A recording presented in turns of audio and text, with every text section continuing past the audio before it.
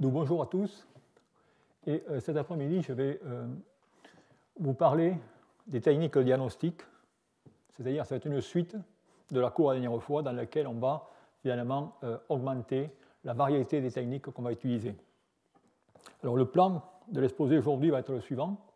Dans un premier temps, je vais montrer le découplage des aspects thermodynamiques et chimiques au niveau de la batterie et quelles sont les informations qu'on peut en déduire au niveau de la SEI, qui est la fameuse interface tout solide. Ensuite, on va essayer de modifier ces réseaux de Bragg et pour vraiment rentrer dans la chimie des batteries et voir quelles sont les astuces, les techniques, les nouvelles configurations qu'il va falloir mettre au point. Et c'est là où on va voir l'importance du champ évanescent pour tester l'aspect chimique.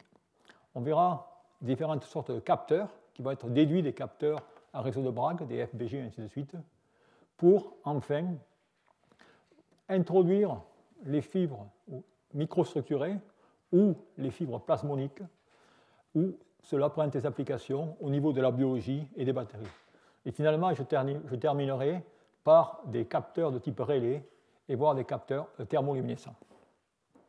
Alors tout d'abord, au point de vue de la batterie, de la SEI, eh bien, ce que l'on regarde, c'est ici une expérience dans laquelle vous avez la variation du potentiel de la batterie, comme indiqué ici, la mesure de delta T déduite par la fibre optique, et également, dans le cas d'une fibre optique microstructurée, vous avez ici la pression qui est déduite. Et vous voyez, lors du premier cycle, on a un pic au niveau de delta T, une augmentation de pression, et ces deux anomalies disparaissent lors de la décharge.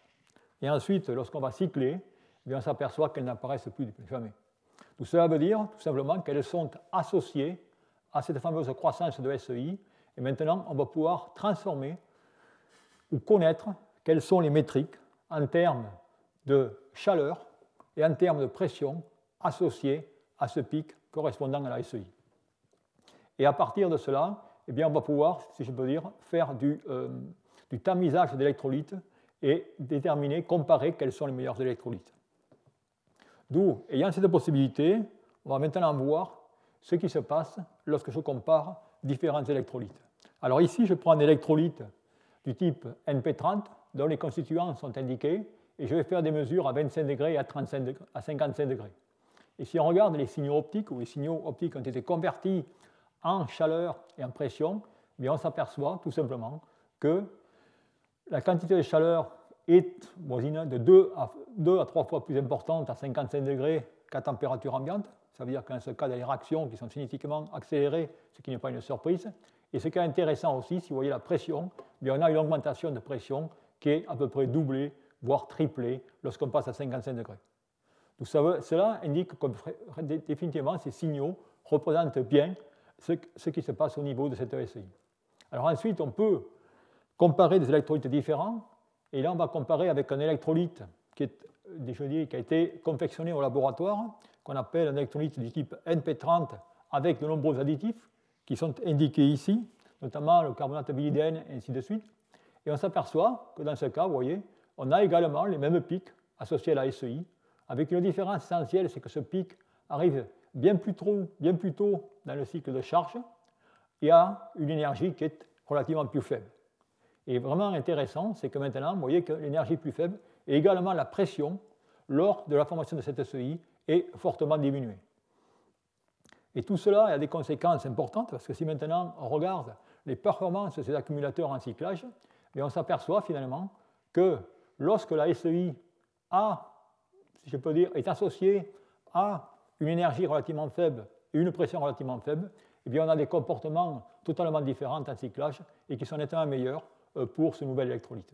D'où tout cela indique qu'on peut utiliser cette technique pour choisir ou confectionner les meilleurs électrolytes ou optimiser les meilleurs électrolytes. Alors la question qu'on peut se poser maintenant, c'est on a ce signal, mais qu'y a-t-il en dehors de ce signal? Quelles sont les réactions qui sont imbriquées dans cette formation de SEI? Alors pour faire cela, eh bien, on va tout simplement regarder des mesures différentes où on va s'amuser, si je peux dire, à tracer dQ sur dV en fonction des potentiels. Et vous apercevez ici ces différents signaux, ces différents pics, qui correspondent là aussi à certaines réactions. Et ce qui est intéressant, c'est que, rappelez-vous, dans le cas de cet électrolyte, sur la slide précédente, j'avais seulement un pic. Et maintenant, lorsque je prends cette dérivée, eh bien, je peux tout simplement décomposer ça ou déconvoluer en 4 pics. Eh bien, ça veut dire qu'en ce cas, eh bien, la formation de SEI va entraîner des réactions en cascade, et dont la complexité, bien sûr, est indiquée ici. Tout cela, c'est des réactions dans le cas du NP30. Vous avez 2 chemins réactionnels qui vont conduire à ces produits de décomposition, qui vont ensuite conduire à la formation de la SEI, qui est un mélange organico-inorganique, et également dans la même chose que cet électrolyte qu'on appelle MAGIP. Tout cela pour vous dire, c'est qu'on peut, dans ce cas, eh bien, avec ces courbes, avoir une empreinte digitale de la SEI, et ça permet ainsi la sélection rapide, non seulement des électrolytes, mais également des étapes de formation pour un meilleur comportement de l'accumulateur. Alors ces expériences, elles peuvent être généralisées dans le cas des technologies différentes. Ici, vous avez une technologie lithium-ion, et vous apercevez que dans ce cas, eh bien, on retrouve les 2 mêmes signatures lors de la formation, avec un pic associé à la chaleur associée aux réactions chimiques et également de la pression. Et on peut également faire les mesures avec des configurations différentes. Et ici, vous avez des cellules qui ne sont plus des cellules 1050, mais des cellules patch cell qui vous permettent, dans ce cas, eh bien, de mesurer également toute cette métrique que sont la pression et la température. Donc voilà, si vous voulez, ce que l'on peut faire avec ces fibres optiques classiques, c'est-à-dire distinguer les aspects thermiques des aspects chimiques. D'où, pour résumer, eh bien, ce que je vais montrer finalement, c'est qu'avec ces fibres optiques, on va pouvoir faire un tamisage rapide des différents électrolytes et d'optimiser le meilleur électrolyte et surtout la meilleure étape de formation. Dois-je former ma batterie à 55 degrés selon des régimes pulseux et ainsi de suite? Tout cela, on pourra avoir des informations grâce à ces analyses. Et aussi, pas des moindres, eh bien, on peut avoir accès à tous les paramètres thermodynamiques. La dernière fois, je vous ai montré que certains d'entre eux, notamment la chaleur spécifique, mais ces paramètres sont très importants, tant au niveau fondamental, lorsque vous faites regarder les matériaux, calculer les entropies, les enthalpies, et ainsi de suite, mais également d'un point de vue industriel, pour connaître les quantités de chaleur engagées et pour le design de nouveaux refroidisseurs pour les batteries. Mais la question qui demeure, et sur laquelle on n'a pas répondu jusque-là, c'est finalement, il y a des réactions, on sait que c'est des réactions chimiques, on a montré que c'est des cascades de réactions, et la question, c'est quels sont les composants qui sont imbriqués dans ces réactions, quelles sont les formules des composés, et ainsi de suite. Et bien pour cela, il va falloir aller une étape plus loin et voir comment on va pouvoir modifier nos capteurs pour répondre à ces questions. Alors, jusqu'à maintenant, ce qu'on a utilisé, eh bien, c'est le réseau de Bragg qui est indiqué ici, dans lequel vous avez le cœur, la gaine, et en jaune, je dirais, le packaging pour le protéger. Et vous voyez qu'en ce cas, eh bien, automatiquement, dans le cas d'un réseau de Bragg, la lumière est réellement confinée et on n'a pas du tout accès à l'environnement chimique de la fibre. Par contre, maintenant, je peux avoir une situation dans laquelle, supposez que je sorte totalement de la gaine et j'expose directement le cœur de ma fibre, eh bien, à l'électrolyte ou à l'environnement. Eh bien, dans ce cas, je vais tout simplement profiter de ce que j'appelle l'onde évanescente, et c'est cette onde évanescente qui va se propager dans la fibre et surtout perpendiculaire à la fibre, qui va finalement être, je dirais, ma sonde pour connaître les éléments chimiques.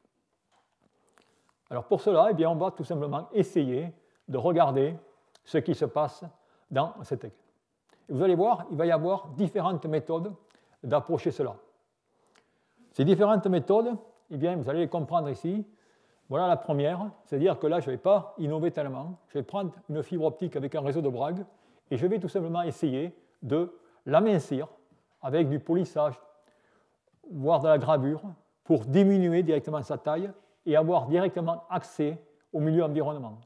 SRI, c'est tout simplement Surface Environment, ou l'indice de réfraction du liquide qui se trouve en surface. Et à partir de cela, eh bien, je pourrais avoir accès déjà à de la chimie auprès de cette interface. Une autre méthode qui va être pratiquée est tout simplement que l'on va maintenant incliner les réseaux de Bragg. Vous voyez, vous avez des réseaux de Bragg qui sont perpendiculaires à la fibre, et maintenant, on va incliner ces réseaux de Bragg. C'est-à-dire que si j'incline mon réseau de Bragg, je vais tout simplement maintenant envoyer de la lumière dans ma gaine, et cette lumière, elle va se propager dans cette gaine, et elle va interagir maintenant avec le milieu environnant. Et là, je vais commencer également à sonder ce qui se passe en surface, et notamment, je vais être très sensible à l'indice de réfraction des milieux environnants. Et on verra quelles sont les longueurs d'onde des pics résonants, des réflexions résonantes.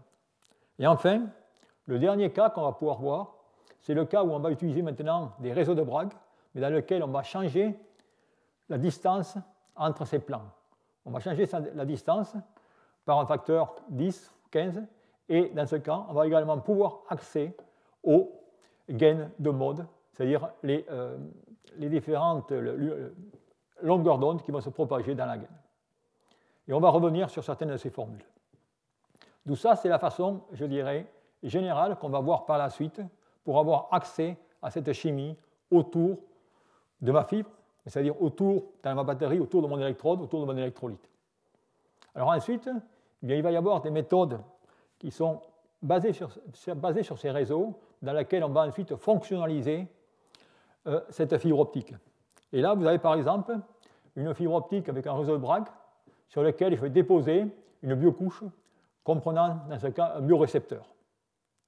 Et ensuite, eh bien, je vais pouvoir dans ce cas analyser l'interaction entre une solution biologique contenant antigène et ce biorécepteur, et molécule par molécule, je vais pouvoir, en suivant cette variation de longueur d'onde, savoir l'interaction entre la cible et le récepteur. Et je vous donnerai un exemple à la fin de ce cours, comment cela se fait avec des fibres un peu particulières. Une autre façon de faire ça est aussi de voir le dépôt, dans ce cas, de polymères, qui vont être des polymères gonflants à la surface de la fibre, et de détecter des alcools ou d'autres solvants qui vont entraîner un gonflement de la sphère, un gonflement du dépôt, et par conséquent une modification de l'indice de réfraction. Et vous voyez ici, on peut tout simplement, dans ce cas, doser des solutions au alcool par de telles mesures. Donc voilà, si vous voulez, ce que l'on peut faire. Alors ensuite, eh bien, on va revenir à ces différentes étapes. Alors, on va regarder tout d'abord ces fameuses ondes évanescentes. Vous avez ici une fibre optique dans laquelle on a totalement sorti la gaine. Eh bien, dans ce cas, on peut calculer la transmittance de cette onde, de ce signal, qui va être donné par la formule indiquée ici, dans laquelle vous avez le coefficient d'absorption de l'espèce chimique que vous allez voir analyser qui va rentrer en jeu. Vous avez la concentration de l'espèce chimique, vous avez la longueur du capteur, et également vous avez le rapport de puissance de l'onde évanescente sur l'onde de propagation totale. Et ces capteurs, on va pouvoir les utiliser pour doser certains gaz et autres. Et je vous donne ici un exemple où vous avez là aussi une fibre optique, et notez, il s'agit d'une fibre optique dans laquelle je n'ai même pas un réseau de Bragg. C'est une simple fibre optique, et là, je vais tout simplement jouer entre cette onde évanescente et le milieu extérieur. Et pour augmenter ma sensibilité, qu'est-ce que je vais faire systématiquement? Je vais essayer d'émincer, d'effiler cette fibre optique en ayant un diamètre le plus petit possible et une longueur d'onde la plus grande possible pour avoir plus d'ondes évanescentes pour l'analyse. Et vous voyez ici, par exemple, les résultats que cela donne lorsque je prends un mélange de gaz, dans le cas de l'azote et CH4, et vous voyez la réponse en puissance selon que j'ai 100%, 80%, 60%, ainsi de suite. Ça veut dire que je peux analyser les quantités de gaz dans un mélange par cette onde évanescente. Alors ces ondes évanescentes que j'ai montrées, elles vont dépendre fortement du diamètre et de la longueur.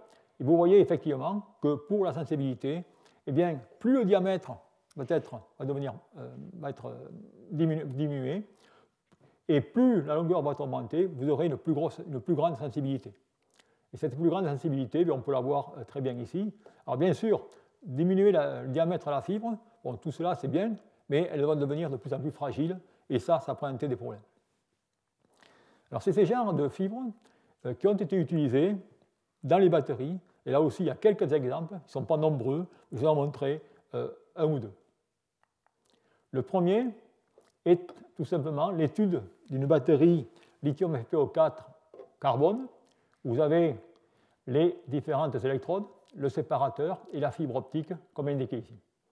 Dans ce cas, c'est une cellule tout simplement Swedlock, dans laquelle un trou a été percé pour tout simplement enfiler la fibre optique. Et vous voyez que la fibre optique est placée ainsi. C'est-à-dire qu'on a maintenant, on va aller sonder tout ce qui se passe au-dessus, mais surtout au-dessous, dans le graphite.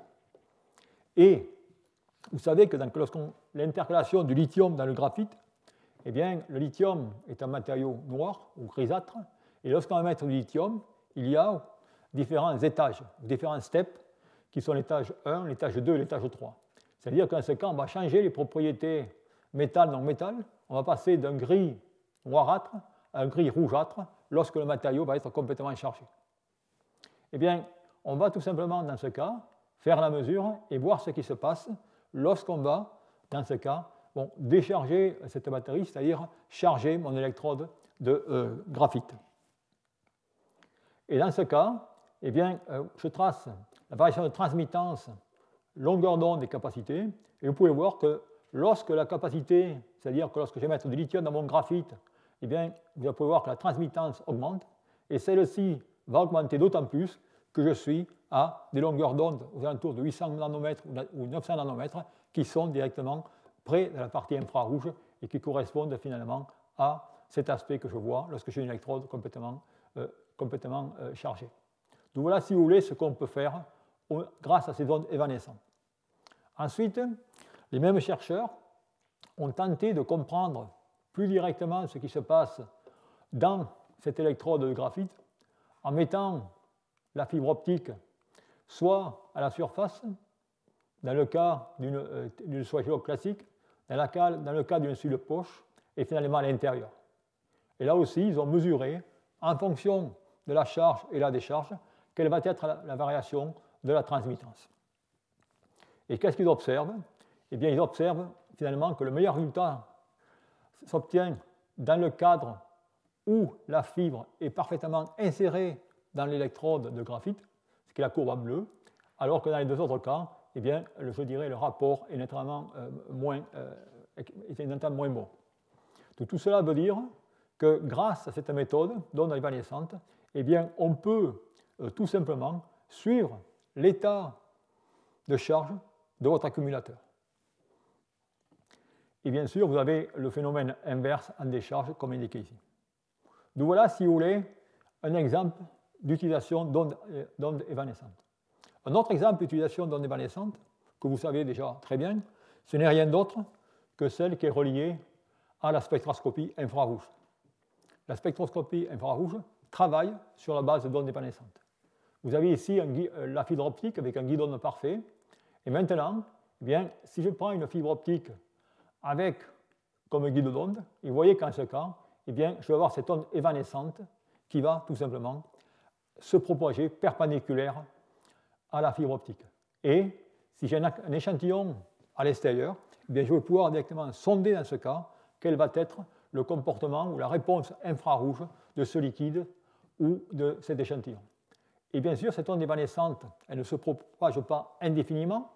Elle a un degré de pénétration qui est indiqué ici, qui est fonction de la longueur d'onde, bien sûr, de N1 et N2, qui sont les indices de réfraction, et de l'angle d'incidence, comme indiqué sur ce schéma. D'où, par conséquent, on pourra utiliser, dans ce cas, eh bien, de nouveau ces capteurs infrarouges pour aller tester les électrolytes. Mais cependant, il y a une condition, c'est que dans ce cas, eh bien, si on veut avoir des informations au niveau infrarouge, il va falloir balayer une longueur d'onde qui va de 3 à 15 ou 20 microns. Et ça, vous ne pouvez pas le faire avec des fibres optiques classiques, c'est-à-dire des fibres de silice. C'est la raison pour laquelle eh bien, il va falloir passer sur des fibres de chalcogénure, de tellurure et ainsi de suite, dans lequel, dans ce cas, on pourra avoir la bonne fibre pour couvrir la partie infrarouge que l'on souhaite. On peut, dans ce cas, fabriquer des fibres qui sont relativement fines, de 100 à 500 microns, qui ont également une très faible atténuation, autant que les fibres au silice. Par contre, elles sont beaucoup plus fragiles et elles sont beaucoup plus complexes à manipuler. Et une expérience se fait de la façon suivante. Vous avez un spectromètre classique, et dans ce cas, il suffit directement que vous connectez, vous avez les connectiques pour relier votre fibre optique. Et ça, je dirais, c'est des méthodes qui ont été développées et qui sont étudiées en médecine, notamment pour le diagnostic médical du NASH, qui est une maladie du foie.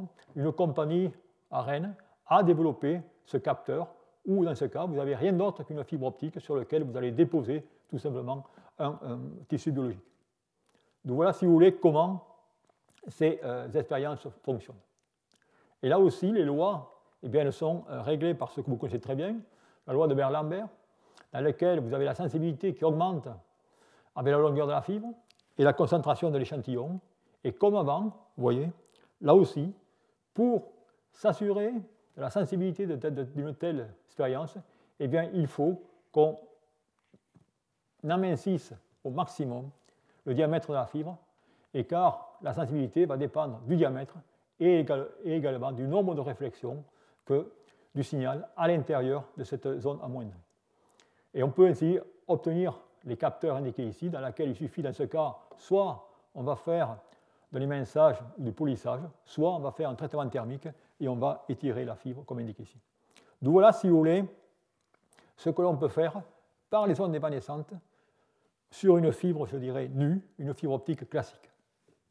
Et maintenant, l'avantage de ces ondes évanescentes, c'est que vous avez accès à la chimie, mais vous n'avez pas accès aux paramètres que sont la température ou la contrainte, et ainsi de suite. D'où l'étape suivante, que je vais aborder maintenant, eh bien, comment on va pouvoir dévier des réseaux de Bragg et avoir accès à ces ondes évanescentes. Eh bien, la méthode elle est indiquée ici, c'est-à-dire qu'on va passer à des capteurs qu'on appelle des capteurs inclinés, tinted fiber grating en anglais, dans lequel, dans ce cas, vous voyez, on va tout simplement incliner les plans, c'est-à-dire qu'on va envoyer de la lumière dans mon mode de gain, ce qui va créer directement différents modes de gain qui vont maintenant être sondés, la surface ou l'interface entre ma gaine et le milieu extérieur. Eh bien, tout cela va donner des spectres de résonance comme indiqué ici. Je vous rappelle ici, dans le cas du réseau de Bragg qui est parfait, vous avez le couplage contre-propagatif du guide, et tout cela, c'est simple, des modes de gain qui sont relativement faibles, alors que dans le cas eh bien, du FBG qui va être maintenant incliné, vous allez générer un nombre considérable eh bien, de modes de gain, et dans ce cas, eh bien, vous allez obtenir finalement dans votre réponse spectrale un spectre, c'est-à-dire un peigne, qui vont représenter les différents modes de couplage entre le cœur et ces modes de gain que vous allez générer. Et vous voyez qu'en ce cas, les longueurs de résonance sont définies en fonction de l'indice de réfraction du cœur, plus de l'indice de réfraction associé à chaque mode, et tout cela va dépendre de l'angle d'inclinaison que vous avez indiqué ici. Et à partir de cela, eh bien, vous avez l'avantage de ce capteur, c'est que non seulement je vais avoir, dans ce cas, eh bien, le couplage contrapropagatif guidé par le réseau de Bragg, c'est-à-dire que je pourrais me servir de ce pic pour, dans ce cas maintenant, évaluer la température et comment la température va changer lorsque je ferai mes expériences, mais également, je peux dans ce cas avoir accès au milieu extérieur et à des indices de réfraction relativement variés. Et bien sûr, si j'ai des changements de composition chimique, eh bien, j'aurai tout simplement, dans ce cas, des changements d'indice de réfraction. Alors bien sûr, je vais parler de ces réseaux de Bragg inclinés. Il va y avoir une importance à comprendre la raison de cette inclinaison. Et ici, je vous représente ce qui se passe lorsque je vais changer ce fameux θ, qui est l'angle d'inclinaison.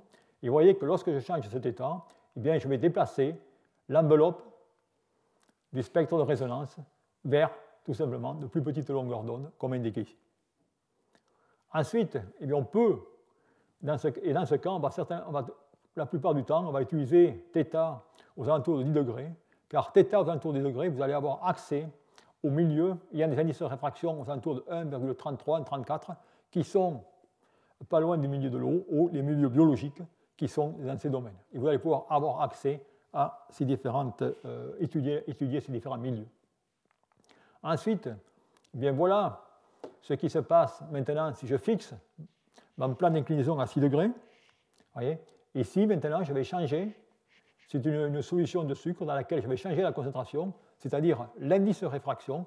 Et vous voyez tout simplement comment l'enveloppe de ces pics de résonance va changer et va se déplacer soit à basse longueur d'onde ou à haute longueur d'onde. Alors la question que vous pouvez vous poser, c'est que lorsque vous voyez un spectre de résonance, ça fait un peigne comme ça, comment vous allez l'exploiter et comment vous allez retirer votre information. Et là, je dirais, c'est là où c'est un peu plus complexe, et vous allez voir, il y a plusieurs méthodes. La première méthode, qui est relativement simple, c'est que dans ce cas, je vais tout simplement prendre l'air de cette enveloppe et essayer de tracer en fonction de la concentration, comme indiqué ici. Et vous apercevez, eh bien, effectivement, on obtient une courbe. Cependant, eh bien, vous voyez que dans ce cas-là, de faible concentration, jusqu'à 25 ou 30% de ma solution, eh bien, j'ai peu de changements. Il sera difficile de déterminer quelle sera la concentration avec précision. Alors ensuite, eh bien, il y a une autre méthode qui va consister à regarder ces différents spectres. Et vous voyez qu'en ces différents spectres, vous avez des changements soudains d'intensité. C'est ce qu'on appelle dans ce cas, eh bien, les modes près d'une coupure. Et ces modes près d'une coupure sont eux qui vont vraiment changer rapidement, changer fortement par rapport aux autres. Pourquoi? Ça veut dire quoi? Ça veut dire que lorsqu'un mode va être près d'une coupure, ça veut dire que son index va devenir égal à celui du milieu extérieur. D'où par conséquent, lorsque cela va arriver, il va progresser de plus en plus, l'onde évanescente va progresser de plus en plus dans le milieu extérieur, jusqu'au moment où elle va totalement s'estomper. Et c'est pour ça qu'on appelle ces modes de coupure. Et on peut, dans ce cas, eh bien, regarder quel va être le mode à utiliser, situé par exemple à 17 nanomètres du pic de Bragg, et ainsi de suite. Et on obtient ce genre de courbe pour certains modes. Et ce que je voudrais vous montrer, et passer peut-être plus de temps, c'est sur ce schéma ici, qui est plus représentatif. Ce qu'on regarde ici, vous voyez, ce n'est rien d'autre. Vous avez le réseau de Bragg, et je prends des modes qui sont directement à 8 nanomètres, qui sont égales à 14 nanomètres, je pense, ainsi de suite. Et je trace l'indice de réfraction et le déplacement. Et vous apercevez qu'en ce cas, j'ai plusieurs courbes. Et vous, regardez ici, c'est tout simplement les modes de coupure qui arrivent. Mais tout ça pour vous dire eh bien, que le choix du mode va être relativement important en fonction de l'indice de réfraction du milieu environnant. C'est-à-dire qu'il faudra que lorsque vous faites ces manips, vous arrivez à identifier quels sont les modes les plus sensibles au milieu environnant, et cela va changer. Alors cela est une difficulté, mais d'un côté c'est une chance, parce que ça va vous permettre tout simplement de scanner des milieux totalement différents en indice de réfraction. D'où ce qu'on va voir maintenant, eh bien, je vais voir juste quelques exemples, un exemple, avant de l'appliquer au domaine des batteries. Alors cet exemple, eh bien, c'est tout simplement une solution de sucre dans laquelle on va aller de 10% à 50%, et vous avez ici tous les spectres qui ont été, je dirais, collectés. Et bien là, on va tout simplement, vous voyez, on va regarder là, le signal peak-to-peak de différents modes. Et on peut prendre des modes qui sont à 1520, 1540 et 1560.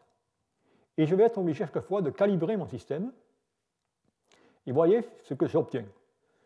Vous obtenez, ça veut dire que l'indice de réfraction, si je prends les modes qui sont à 1520, 1540, 1560. Et là, vous voyez effectivement que si je veux connaître ou si je veux travailler, par exemple, avec un milieu extérieur dont mon indice de réfraction sera autour de 1,35, eh bien, je vais prendre tout simplement cette partie orange de la courbe, car c'est là que j'aurai plus de sensibilité. De la même façon, si je veux maintenant aller travailler aux alentours de 1,38, eh bien, je vais prendre directement le mode qui va être aux alentours de 1560. Donc, si vous voulez, c'est pour montrer comment on va interpréter ou on interprète et on utilise ces différentes données. Eh bien, sur ces bases, on va essayer de l'appliquer à un accumulateur qui sont toujours les batteries sodium-ion. Donc voilà l'accumulateur sodium-ion, dont vous connaissez maintenant la courbe de charge, tension en fonction du temps, et on va collecter, et ici on a pris quelques exemples, 4 ou 5 points, mais bien sûr on va collecter des centaines de points pour montrer ce qu'on obtient. Et on obtient, comme je vous l'ai mentionné auparavant, vous avez tout simplement le spectre classique avec tous ces modes associés à la gaine, plus le mode de Kerr ici. Et ensuite, on va tout simplement définir un domaine et on va tout simplement comparer la distance pic-to-pic des différents modes. On fait cela, et on va tout simplement, dans ce cas, eh bien, à partir d'une courbe d'étalonnage, déterminer quelle va être la valeur du RI, c'est-à-dire l'indice de réfraction de mon environnement, c'est-à-dire dans ce cas de mon électrolyte qui est un mélange de EC, DMC plus sodium PF6. Ayant fait cela, eh bien, on peut tout simplement ensuite remonter à la courbe de cyclage et tracer maintenant quelle va être la variation de l'indice de réfraction lorsque je vais tout simplement charger mon accumulateur et ainsi de suite. Ça, on peut le faire durant le premier cycle, mais on peut également le faire durant que la batterie est en train de cycler.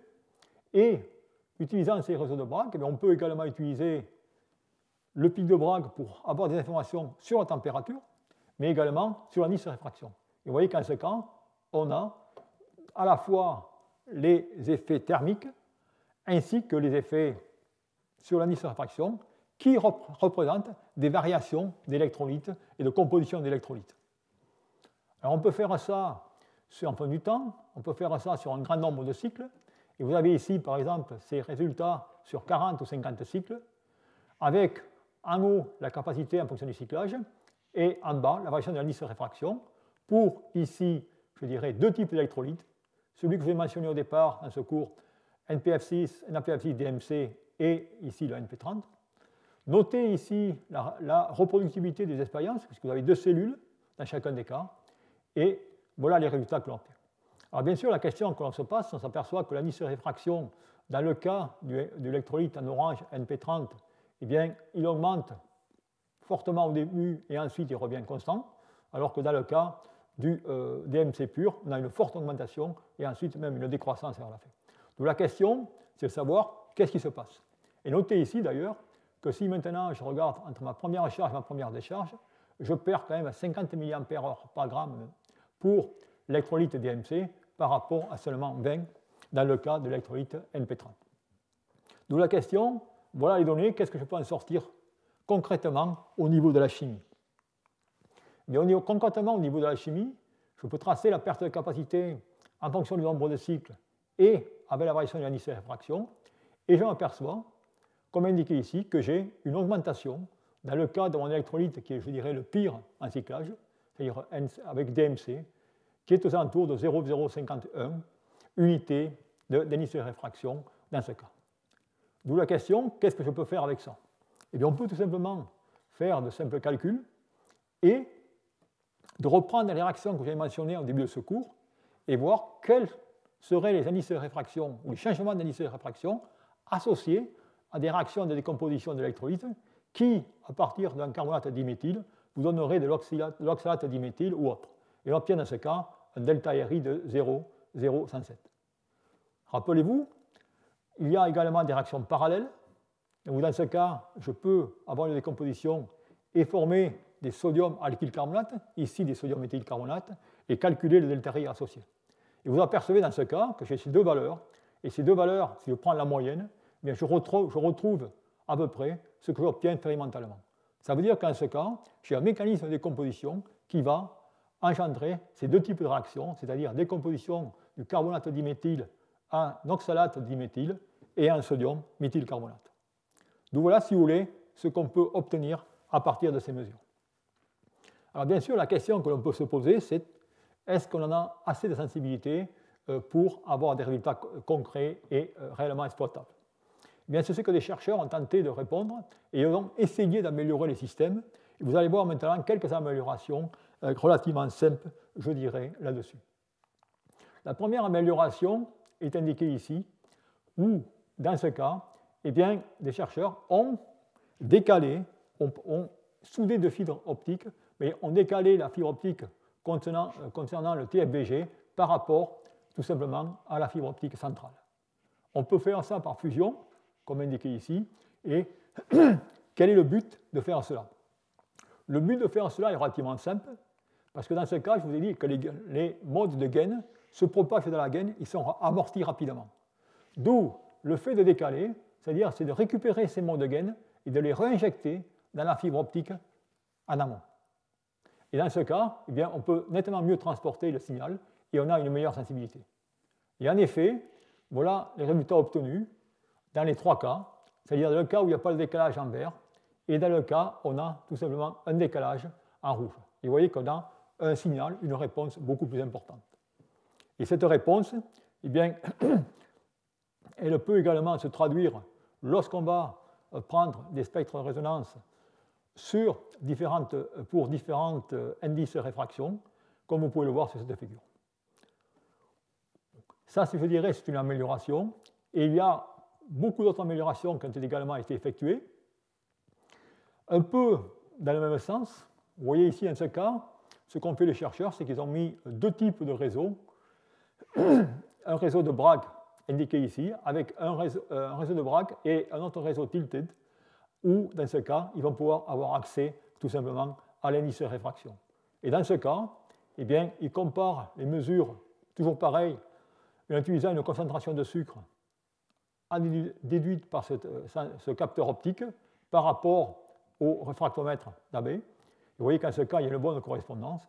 Ils ont également fait cela avec une batterie, une patch cell, dans laquelle ils ont mis une fibre optique, et dans ce cas, ils se sont juste servis du capteur pour remplir la cellule en électrolyte EC, DEC, lithium PF6, et regarder comment l'indice de réfraction allait changer.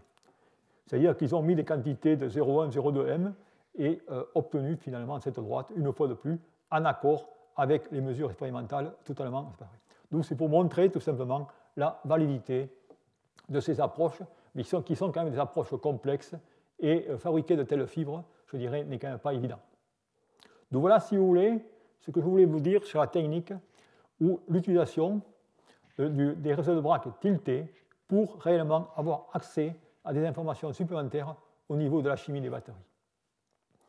Le troisième et dernier exemple pour avoir accès à ces ondes évanescentes est une dérivée de la fibre optique du réseau de Bragg. C'est ce que j'appellerais les réseaux de Bragg à longs pas.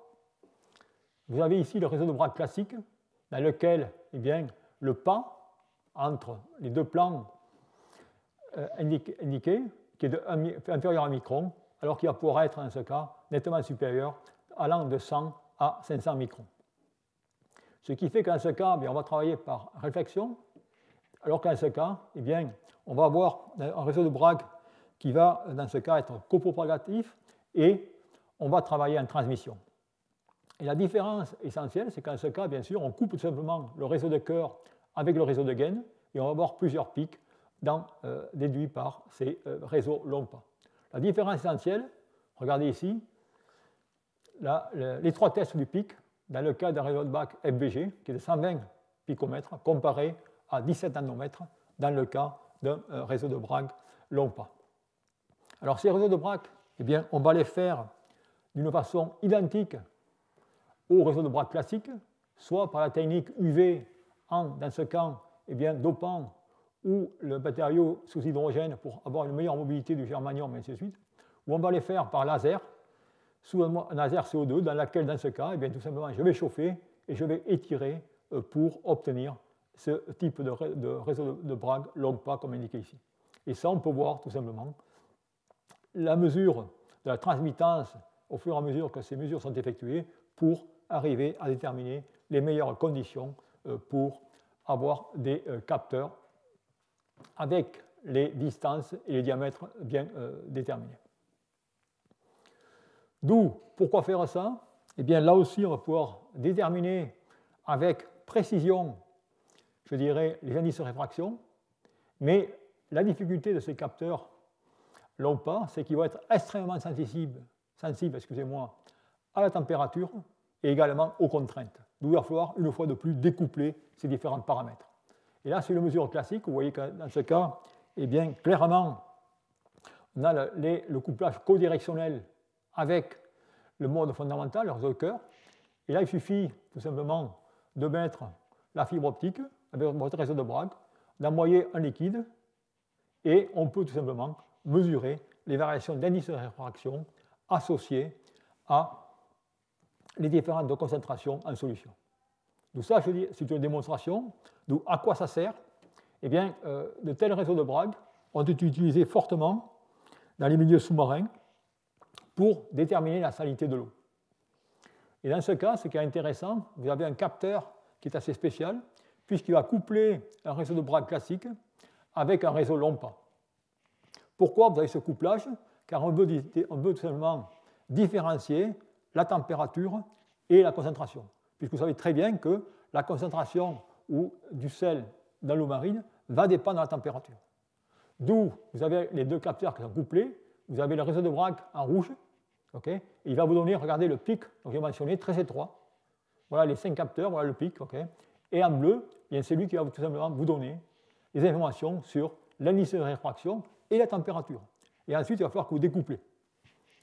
Et grâce à ça, eh bien, on peut obtenir la courbe indiquée ici, c'est-à-dire que dans ce cas, eh bien, on a un changement de longueur d'onde de 4,5 pm picomètre par gramme par litre de NaCl. D'où, ayant cela, bien, on va pouvoir maintenant développer ce type de capteur, et c'est ce qui se fait de façon courante pour mesurer des mesures de salinité. Et là, vous voyez très bien le capteur. Le couplage est toujours pareil d'un réseau de Bragg classique avec un réseau de Bragg LOMPA. Le réseau de Bragg classique, eh bien, il va être isolé car son but, c'est directement de déterminer la température, alors que le réseau de Bragg LOMPA, eh bien, il se trouve dans ce plastique dans lequel vous allez avoir plusieurs trous pour que l'eau directement puisse pénétrer. Et vous apercevez, dans ce cas, les sensibilités qui sont de 35 ppm par degré C dans ce cas de réseau de Bragg. Et dans ce cas, eh bien, on peut avoir des concentrations en grammes par litre avec 6 ppm. Et vous voyez que l'importance, dans ce cas, de contrôler la température, regardez, à 15 grammes, 25 grammes, en fonction de la température, vous avez une variation de delta qui est totalement différente. D'où, de telles mesures n'auraient aucun sens si vous ne découvrez pas ou s'il n'y avait pas une référence en température. Et rappelez-vous la différence avec les réseaux tiltés. Avec les réseaux tiltés, j'avais tout simplement ma réfraction de Bragg qui me permettait de suivre ma température. Ici, ce n'est pas possible, il me faut tout simplement deux réseaux. Alors, ces réseaux de Bragg, on peut les utiliser pour beaucoup d'autres choses, notamment pour étudier le gonflement des hydrogènes. Hydrogènes qui sont des structures tout simplement polymères réticulés gonflés à l'eau et qui vont, selon les quantités d'eau, pouvoir soit gonfler davantage, soit se contracter, et la même chose, je dirais, avec des solutions biologiques. Et dans ce cas, eh bien, on va utiliser une fois de plus une fibre optique en réseau de Bragg, mais qui va être encore modifiée. Alors celle-là est assez originale. C'est une fibre optique en polymère. Et si vous regardez bien, cette fibre optique, elle n'a qu'une matière, c'est-à-dire du PMA. Et vous pouvez vous demander, mais comment, dans ce cas, on va guider la lumière, on va avoir un guide d'onde. Et l'astuce, c'est que dans ce cas, eh bien, vous voyez, vous avez un anneau de microcapillaires qui vont tout le long de la fibre, et ces microcapillaires eh bien, sont remplis d'air. D'où automatiquement, vous allez avoir un indice de réfraction qui va être beaucoup plus moindre que le cœur. Et c'est par cette astuce que vous allez très bien guider l'onde. Et cela est bien indiqué ici, vous voyez très bien, dans ce cas, le réseau central en bleu et l'anneau de capillaires autour.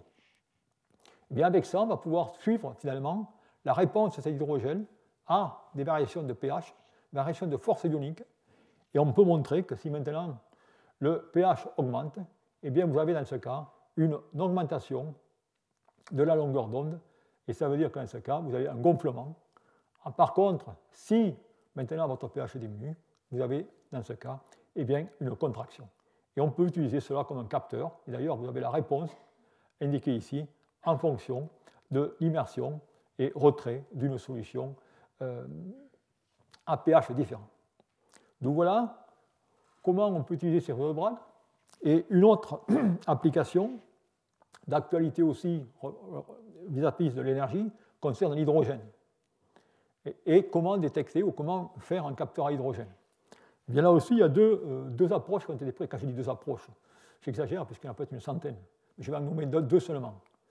Une que je trouve intéressante, où dans ce cas, les chercheurs ont tout simplement comparé des réseaux de Bragg classiques ou des réseaux de Bragg à LOMPA, et là aussi, ils vont utiliser des ondes évanescentes, mais ils vont, dans ce cas, mettre du palladium, une couche de palladium à la surface. Et vous savez tous que l'hydrogène va réagir avec le palladium pour former un alliage palladium Hx. Et cela, eh bien, ça va créer des contraintes au niveau des matériaux, une tension au niveau des matériaux, et c'est la raison pour laquelle vous allez obtenir des variations de signal dans votre spectre de résonance. Et dans ce cas, vous voyez, j'obtiens avec un réseau de Bragg aux alentours de 14 picomètres par rapport à 7 nanomètres avec des réseaux de Bragg longs pas. Et cela vous montre réellement l'importance d'avoir ces réseaux de Bragg longs pas pour la sensibilité. Vous avez une sensibilité qui est aux alentours de 500 fois supérieure. Une autre façon de faire ces mesures, eh bien, c'est d'utiliser des matériaux différents. Et dans ce cas, c'est tout simplement d'utiliser des mélanges ou des composites, platine, oxyde de tungstène. Et vous avez ici une fibre là où, qui est entourée, si je peux dire, de ce composite. Et dans ce cas, c'est tout simplement basé sur la réaction WO3 plus XH2, H2, excusez-moi, vous donne WO3 moins X plus H2O. Il s'agit là d'une réaction exothermique, et ce qu'on va mesurer dans ce cas, ce n'est plus la tension, mais c'est tout simplement la chaleur, c'est-à-dire le ΔT, associé à cette réaction. Et à partir de ça, on pourra remonter à la quantité d'hydrogène dans l'air environnant. Et là aussi, vous avez la démonstration de ce capteur avec, dans ce cas, des différents mélanges de gaz, et ainsi de suite.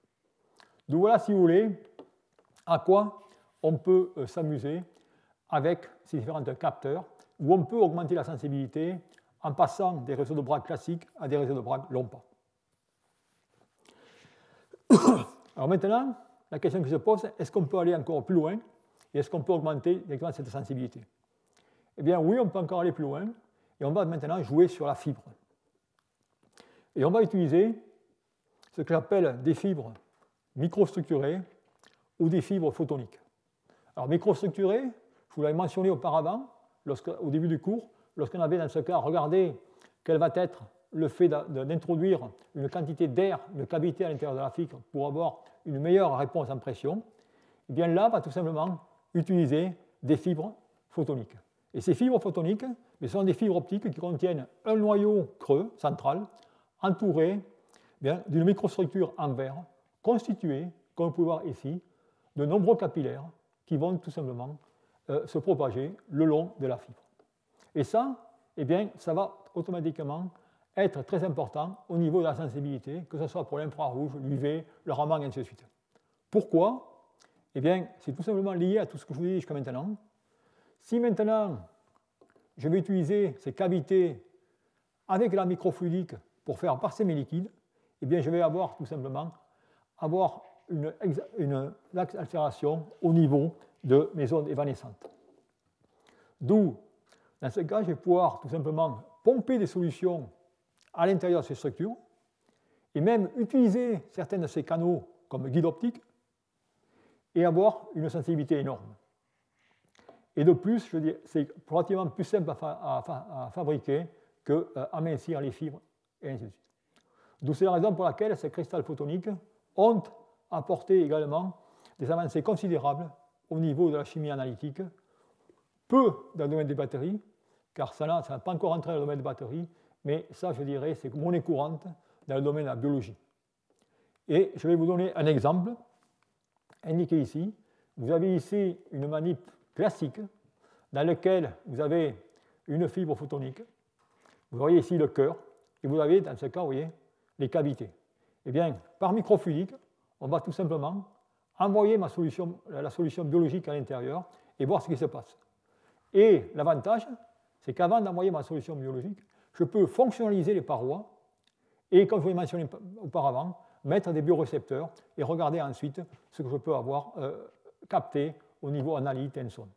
Donc voilà, si vous voulez, des manips qui se font pour avoir de la reconnaissance biologique et avoir des informations sur la cinétique des différentes réactions.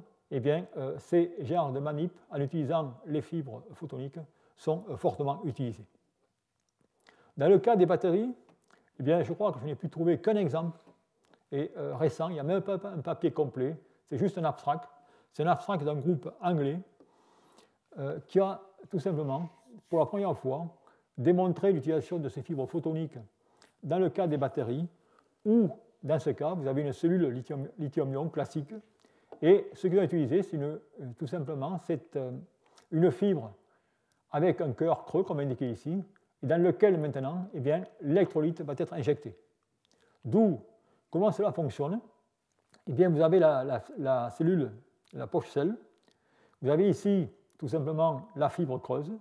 Vous avez une seringe qui va servir de pompage pour retirer ces électrolytes au fur et à mesure que vous allez faire votre manip.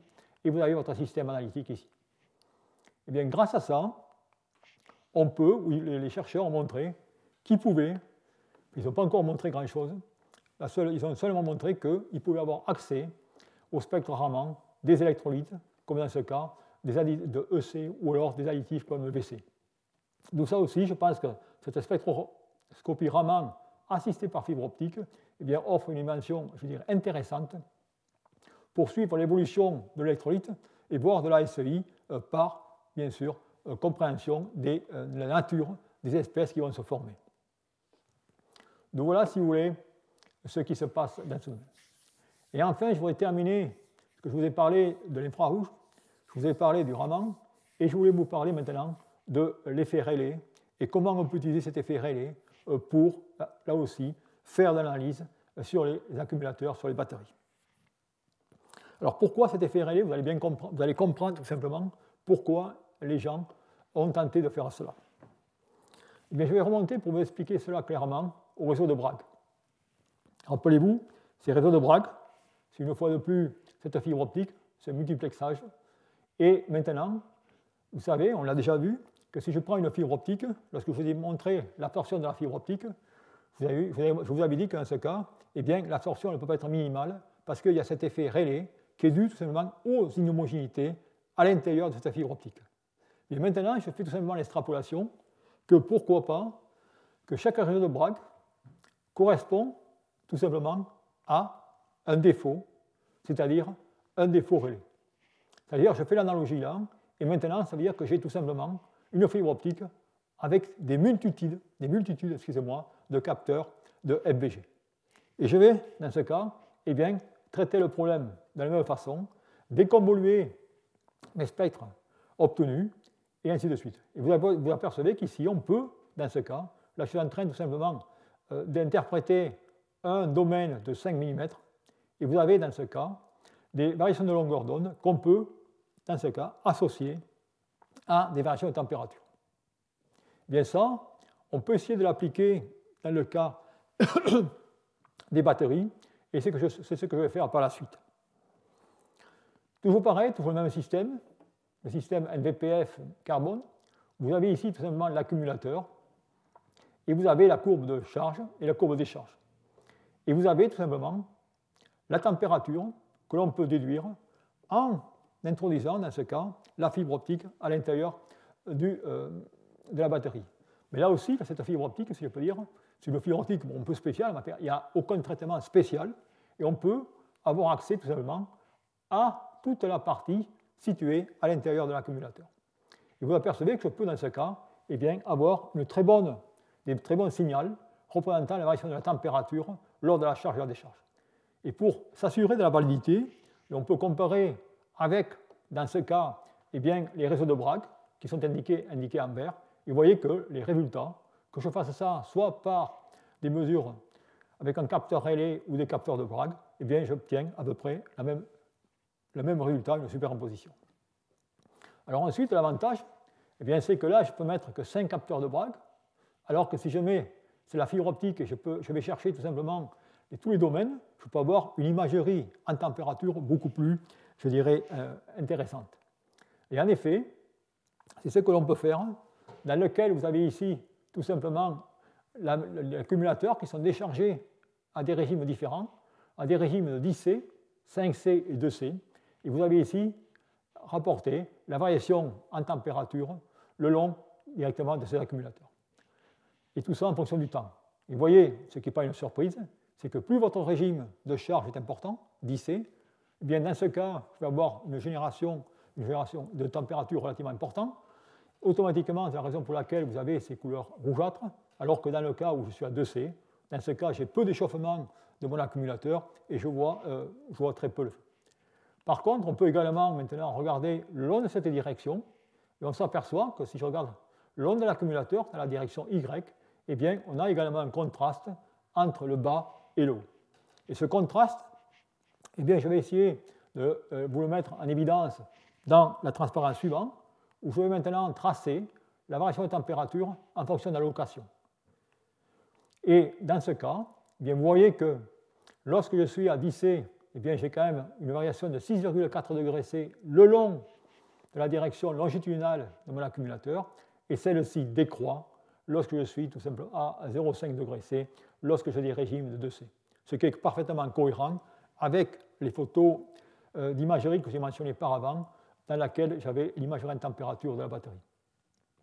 Donc vous voyez qu'en ce cas, ces capteurs relais permettent d'obtenir une cartographie en gradient de la température le long de la direction, mais cependant, ce que vous pouvez voir, c'est que le niveau de résolution spatiale en température laisse encore à désirer, car vous avez quand même une certaine incertitude entre différents, je dirais, points, et ces différents points, ce n'est rien d'autre que des inhomogénéités au niveau de la fibre. Donc voilà, si vous voulez, ce que l'on peut faire à ce niveau. Et enfin, pour terminer, puis ça c'est vraiment la fin, eh bien maintenant, c'est ce qui se passe aussi, d'autres types de capteurs dont on a très peu parlé, eh bien on peut également regarder ce qu'on peut faire avec des matériaux luminescents ou thermoluminescents. Et là, des expériences qui sont en train d'évoluer ces jours-ci sont le fait tout simplement d'utiliser dans ce cas, toujours pareil, une fibre optique dans lequel on va aller faire un recouvrement d'une composite qui va contenir des matériaux thermoluminescents, c'est-à-dire qui vont pouvoir me déterminer la température, et pourquoi pas, eh bien, également mettre des matériaux qui vont pouvoir être sensibles à du lithium, c'est-à-dire des sondes de lithium. Et ça aussi, ça nous permettrait de connaître l'évolution de la concentration, non seulement de l'électrolyte, mais également au niveau des électrodes. Donc voilà, si vous voulez, à peu près tout ce que je voulais vous raconter au niveau des différentes techniques qu'il y a à ce jour pour aller prospecter la chimie dans l'environnement de la fibre optique, c'est-à-dire dans l'environnement de la batterie. Ça, bon. Et la prochaine fois, bien, je vous montrerai une technique qui est encore plus puissante, c'est tout simplement la plasmonique. Mais vous devrez patienter une semaine encore. Voilà. Merci.